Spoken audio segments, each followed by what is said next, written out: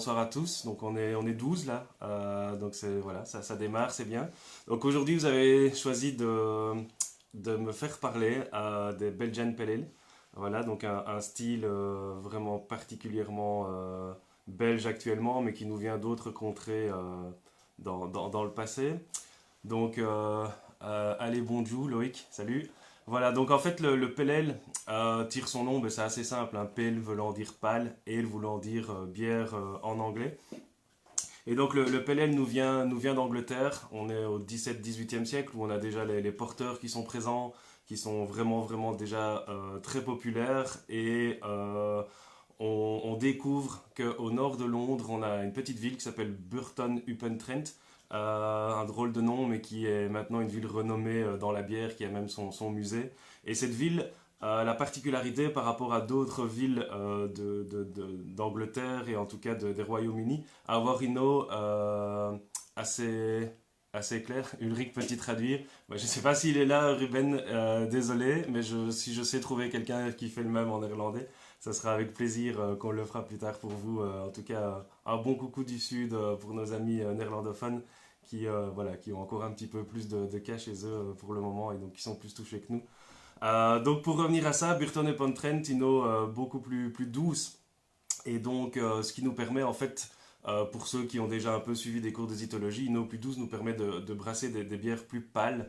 C'est beaucoup plus facile et donc on a commencé à avoir ces bières plus pâles que les porteurs, qui n'étaient pas nécessairement donc des bières blondes mais pâles. Salut Bernard. J'espère que vous m'entendez tous. Si quelqu'un peut dire que ça passe bien, ça serait cool. Comme ça, je ne parle pas dans le vide. S'il pouvait avoir un petit message, Kevin, on t'entend bien, ça serait sympa. Euh, donc pour C'est ce... bon, je t'entends bien. Ok, super. Donc sur Zoom, on m'entend bien aussi. Donc les gens vont t'entendre également, mais nickel, parfait. J'espère que ça passe aussi sur le live. Euh, et donc ces bières vont donner naissance en fait au style bitter. Ok Aurélien, merci. Euh, donc ces styles de bière euh, ça passe nickel, parfait. Donc ces styles de bière, je vais juste faire un petit, voir si ça fonctionne ici. Ok, voilà.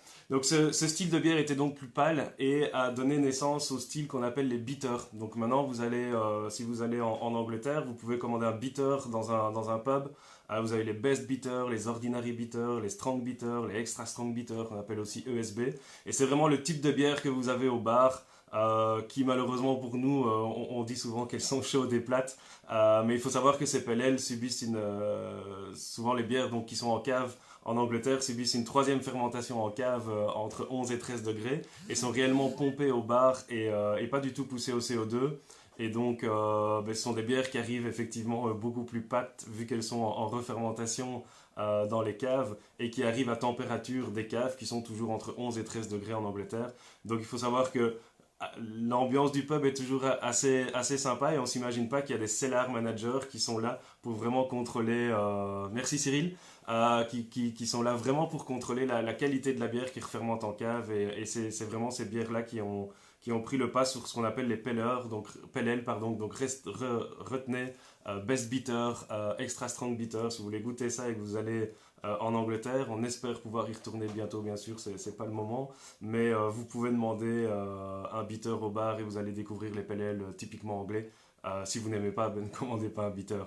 Alors pour revenir vraiment sur les PLL belges, il faut savoir qu'aux alentours du 19e siècle, on avait déjà des PLL en Belgique.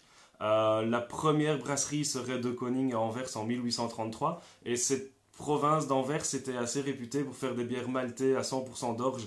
Or à l'époque on est dans une période où les bières multicéréales par facilité pour les brasseurs, les saisons, etc., étaient vraiment à la mode. On avait la blanche, bien sûr, la wheat beer, comme disent nos amis flamands, à base de froment. Donc c'était vraiment la particularité, une bière vraiment maltée et qui a été remis au goût du jour plus tard. On parle vraiment après la Seconde Guerre mondiale. On sait que les Anglais vont toujours avec leur bière partout. On le verra dans les India Pale Ale bien avant, mais Quand ils sont venus nous aider pendant la Seconde Guerre mondiale, ils ont amené les pale ale avec eux.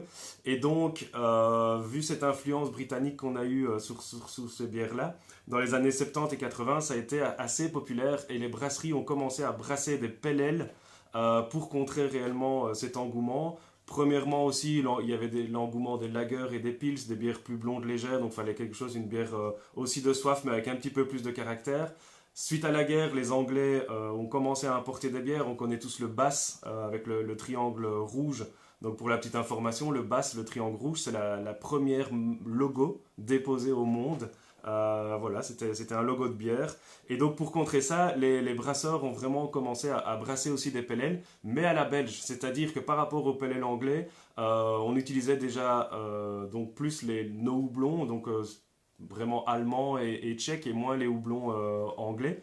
Et surtout, ce qui est important dans nos bières belges, qu'on pourra avoir par la suite aussi dans les bières allemandes, c'est que les bières belges ont une importance dans la levure, beaucoup plus que dans les bières anglaises, ce qui fait que ces pale ale belges ont des esters et des phénols, donc ce sont des réactions qui se produisent pendant la fermentation et qui vont donner des arômes un peu plus épicés, un peu plus fruités à la bière qu'on ne retrouvera pas dans le pale ale, anglais.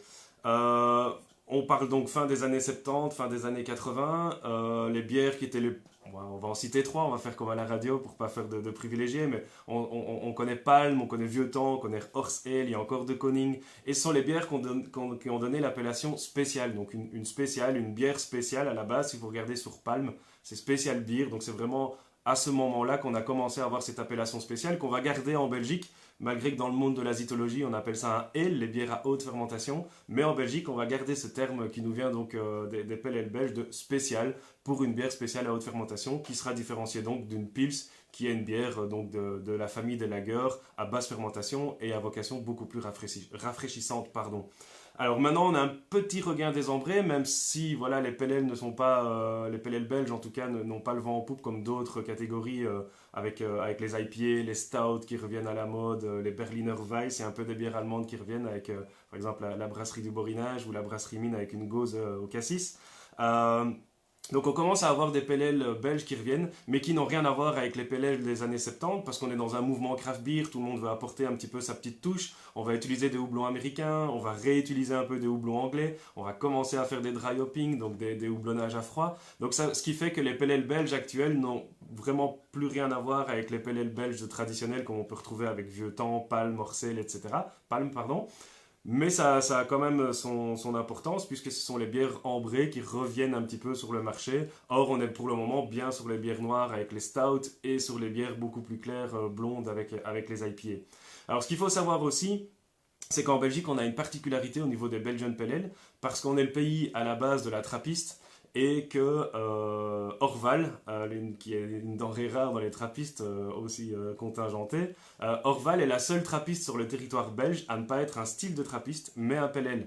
Donc on est en 1931 et d'après ce que j'ai pu entendre, il s'agirait donc d'un moine anglais et d'un moine allemand qui ont commencé à brasser au début l'Orval.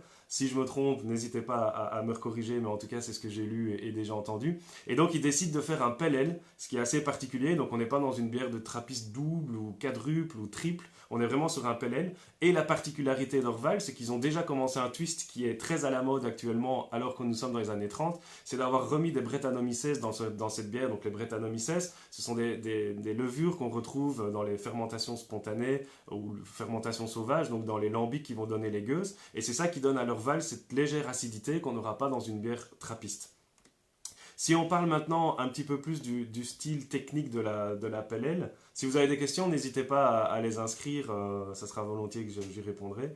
Donc si on regarde maintenant un petit peu plus la bière en aspect technique, donc ce sont des bières ambrées, on va utiliser du malt Pilsner, du pale ale malt, avec du malt Cara, Vienne ou Munich. Et on va utiliser donc des houblons actuellement un petit peu plus étrangers. Comme je vous les ai dit, la levure va jouer une importance, donc on utilise les levures belges qui vont rester discrètes, mais qui vont amener ces phénols et ces esters qu'on n'aura pas dans un pale ale anglais ou dans un pale ale américain. j'ai donc bien choisi, je déguste un bon Orval en t'écoutant. Denis, c'est une super bonne idée. T'es bien dans le PLL belge, donc santé. On va après déguster ensemble pour ceux qui veulent. Donc, il y a un petit groupe Zoom qui est ouvert, une petite session comme une réunion, où on va se retrouver là après le post-live pour faire santé tous ensemble avec un bon PLL ou autre si vous n'avez pas chez vous. Donc, j'ai mis le lien sur le groupe. N'hésitez pas à suivre ça. J'ai vu qu'il y avait déjà des gens dans la salle. Donc salle virtuelle bien sûr, et donc n'hésitez pas à nous rejoindre une fois que j'ai terminé ce tutoriel. Et donc on va avoir une bière qui va être bien balancée, donc on est vraiment sur un type de bière belge avec les notes maltées, donc on aura le toast, le biscuit, la noisette, le caramel, quelques notes fruitées de pommes poires venant des esters, et on va avoir quelques notes herbacées. Ok Tom, va vite prendre une bière. Donc on va avoir des notes herbacées légères à moyennes, un petit peu donc herbacées et florales, puisqu'on va utiliser normalement dans les PLL belges plus des houblons de type allemand ou tchèque. Mais si vous prenez un PLL belge maintenant qui est fait par une microbrasserie où on est sur une petite touche assez craft, ben là on peut avoir des houblons américains, néo-zélandais qui vont partir plus vers des arômes d'agrumes, on pourra avoir la résine de pin, on pourra avoir le fruit de la passion, ce genre de choses, donc c'est assez intéressant. Alors pour les puristes, si on donne les notes un peu chiffrées, donc on va être pour des IBU, donc pour ceux qui ne savent pas vraiment ça, l'IBU c'est l'International Bitterness Unit, donc ça va donner une idée de l'amertume qu'on va avoir dans la bière, donc on est entre 20 et 30 IBU. Pour normalement un PLL belge, donc pour vous donner une idée, une blanche sera plus ou moins à 16, une pils sera plus ou moins à 25, un Orval à 36, donc on sera vraiment vers la pils et l'Orval au niveau de l'amertume. Et au niveau de la couleur, on sera en EBC, donc qui est l'European Brewing Convention, qui détermine une échelle de couleur de 2 à 80 et plus. On peut aller jusqu'à 140, mais au-dessus de 80, c'est noir. On va être à 16 à 28, ce qui nous donne vraiment une bière ambrée. Et au niveau de l'alcool, on va être normalement entre 4,8 et 5,5. Maintenant, sur les données théoriques du BGCP, on va voir que par exemple, le PLL que j'ai choisi aujourd'hui va être un twist par rapport au PLL traditionnel. Pourquoi? Parce que comme je l'ai expliqué, on a des notes beaucoup plus crafty qui vont déterminer cela. Alors, si on va un petit peu plus loin, la dégustation, on la fera ensemble. Je vois que mon téléphone commence un petit peu voilà, à pencher. Donc la dégustation, on la fera ensemble via Zoom. Donc n'hésitez pas donc à nous rejoindre sur Zoom, c'est hyper important. Je remettrai le lien s'il le faut. Et la bière que j'ai choisi de vous faire découvrir aujourd'hui, et comme j'ai dit, ça va dépendre un petit peu de ce qui reste en cave parce que voilà, je n'ai pas fait des réserves. Voilà, je n'ai pas fait l'affluence dans les magasins, en tout cas pour ce qui est de mes réserves. J'ai pris une brasserie qui est à vol d'oiseau, à 6 km de la maison, donc restons un petit peu dans le local. Et voilà, il s'agit de la Philomène, de Philomène Optimale, pardon, de la brasserie du Clocher ici à Malone. Et donc la particularité, je la remonte pour ceux qui n'auraient pas vu, la particularité de cette Philomène Optimale de la brasserie du Clocher, c'est que justement on est sur un PLL belge mais beaucoup plus puissant qu'un PLL traditionnel, puisqu'on monte à 7,2% d'alcool. Et ce qui est très intéressant dans ce PLL, c'est qu'on a un houblon belge, un houblon allemand, un houblon français et deux américains. Donc on a vraiment un twist, on va partir dans l'herbacé, dans le floral, on va relever un petit peu avec des notes fruitées du houblon américain. Donc c'est assez intéressant. Donc ce que je vous invite à faire maintenant, c'est de switcher sur Zoom. Je ne vais pas faire une capsule live d'une demi-heure. J'espère en tout cas que vous avez appris des choses. N'hésitez pas à laisser un petit commentaire. Je vous donne rendez-vous pour la prochaine capsule live mardi. Donc à la même heure, 18h, pour prendre l'apéro ensemble. Donc on fera ça tous les mardis et tous les vendredis pendant la période du confinement. Voilà, j'espère en tout cas, le but c'est de vraiment transmettre cette passion que j'ai de la bière, cette connaissance. Et comme pour le moment on ne peut pas le faire tous ensemble, vu que je fais ça principalement dans des points de vente Horeca, j'ai eu cette petite idée de faire ces apérositos via Facebook Live. C'était une première, j'espère que ça vous a plu. Portez-vous bien, n'hésitez pas, le confinement, hyper important. Et on fait santé sur Zoom tous ensemble par vidéo interposée. À bientôt, ciao!